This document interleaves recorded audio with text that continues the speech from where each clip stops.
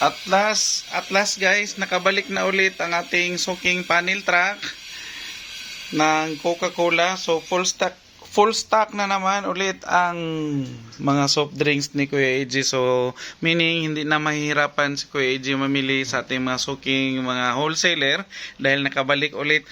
Since last year guys, yung last na punta nila dito bago mag New Year is yun yung pinaka last visit nila. So ngayon pa lang nakabalik si Michael, yung suki natin na panel truck, at namili na si Kuya AJ. Inubos ko na lahat ng mga empty bottles at dinagdagan din namin ng mga di plastic 1.5 at saka malas lang kasi walang mismo. So swakto na kinuha natin at saka itong 1.5 na tatlong kahon, pati yung mga litro natin na Dibuti is inubos na natin guys, pati yung ating mga kasalo, pati yung mga maliliit. Ayan po. So dinamihan natin yung itim, si Coke, dahil siya po yung mabenta. So isa-isa lang yung ating isang case na Sprite at saka isang case na Royal ang ating kinuha. So ito kasi yung pinakamabenta, ang ating itim, si Coca-Cola na 8 ounce. So ang tawagin nila tol, Coke tol ang tawag niyan. Pero 8 ounce yan siya. At saka yung ating mga litro. Sa malalaki naman guys, mabenta talaga ang litro. Litro Coke, isang lang kahon ng Sprite at saka isang kahon ng Royal ang kinuha natin. So Coke din yung dinamihan natin ng mga litro. Pati yung ating kasalo is Coke din yung dinamihan natin. Although hindi siya masyadong madami dahil lang man yan, 6 na kahon na ating kasalo, 4 na Coke, 4 na Coke at saka ating isa-isang Sprite at saka Royal. Pero dito sa ating litro is nasa 12 cases po ang ating litro. So 2, 4, 6, 8, 10 2, 4, 6, 8, 10 12 na kahon ng litro Coke lahat.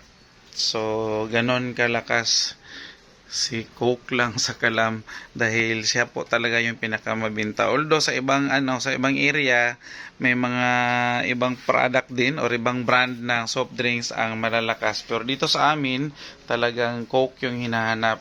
So kung magbenta ka ng ibang mga brand of soft drinks is hindi po talaga siya mabenta.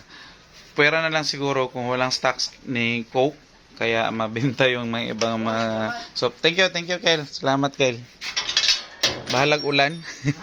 Bahalag ulan basta kayo nakabisita si Michael. Yan po ang kanilang panel truck.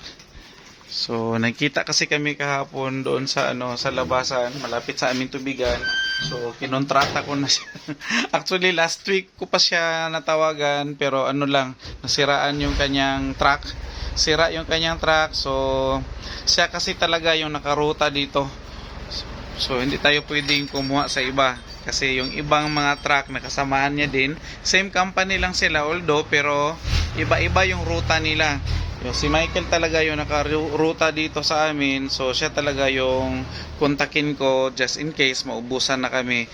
Pero sad to say last week nasiraan yung kanyang sasakyan. So ngayon pa talaga siya nakabisita since last month, December ng December ng 2024. So ngayon nasa katapusan na tayo ng January 2025. So mag-isang buwan din na hindi nakabisit si Michael dito.